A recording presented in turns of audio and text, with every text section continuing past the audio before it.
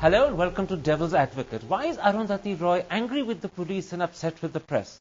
That's the key issue I shall explore today. Arundhati Roy, let's start with the recent encounter in Jamia Nagar in Delhi. You've called for an independent judicial inquiry headed by a Supreme Court judge. Why have you involved yourself in this matter? What's your locus standi? Well, I'm just one of thousands of people who are asking some very serious questions of the police. And the trouble is that, even if you wanted to believe the police version, you just don't know which police version to believe. The Bombay police, the UP police, the Gujarat police, the Delhi police, all of them have different versions. There's a blizzard of masterminds. Rakesh Maria, recently the additional commissioner of the Bombay police, said that Tawqir, who's the Delhi police's mastermind of the Indian Mujahideen, is a media creation. The point is, does that mean the Indian Mujahideen is a media creation?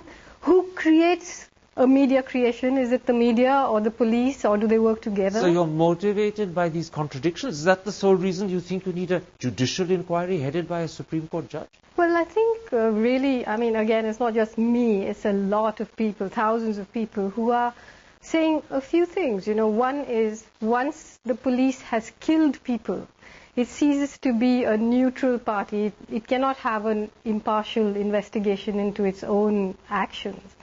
And there are so many serious questions about what happened at Batla House. But before we come to those questions, let me point out something that many people will be thinking of at this moment. They're going to say that why do you think an encounter when a senior police officer like MC Sharma is killed and another seriously injured would be fake or false? The police wouldn't endanger themselves in a fraudulent incident. Well, historically, the world over, police and security agencies have done things like that, but I'm not saying it's fake.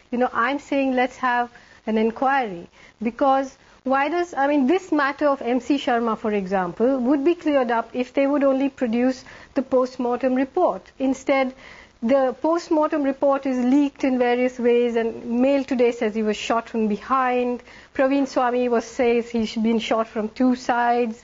The residents say that the police have arrived there with drills and are making holes in the flat now. Why cannot all this be cleared up if they would just produce the report, which even a magistrate asked for and has put out a warrant for the investigating officer, and they still haven't produced it? As I listen to you speak, I get the clear impression that your whole premise is that you don't trust the police.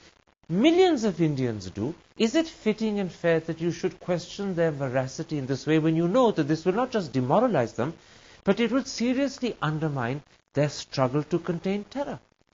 Well, millions of Indians don't, I would say, trust the police. And the fact is, here we are involved with the question, are we going to, is our choice not to question them? Because here we are talking about the communal profiling of 150 million people, demoralizing them, radicalizing a whole generation, and asking serious questions of a story that's been told to us that's full of holes.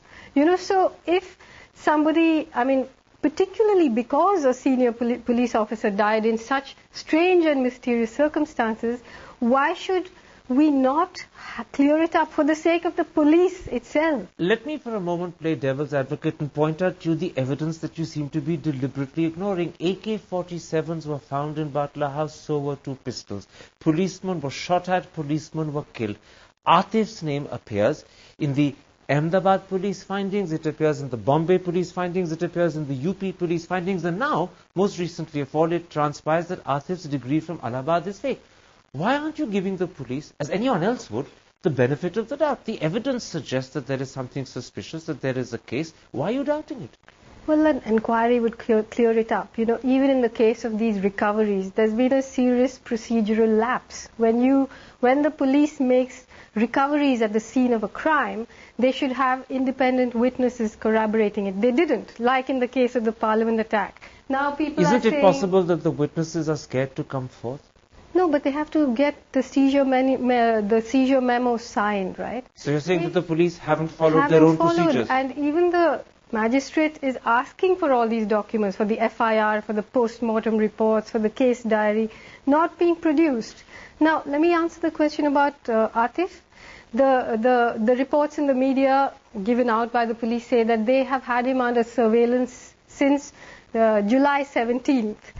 If so, how was he allowed to plant these bombs in September? And even they themselves say, when they say they had him under surveillance, it was because his number was called from a number that was called by another number, and so on. That's a lead. That's not proof that someone is a terrorist. Well, maybe the surveillance wasn't effective. Maybe the police are exaggerating when they say they had a surveillance. Look at some of the other evidence that the police have brought into the public domain. It transpires that clips of the cars that were used as bombs outside the Ahmedabad hospital were found inside Atif's mobile.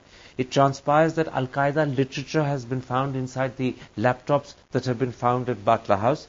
It seems even that Saif has been using an assumed name. He's been traveling under a false identity, calling himself Rohan Sharma. He's even had that gentleman's false voter identity card with him.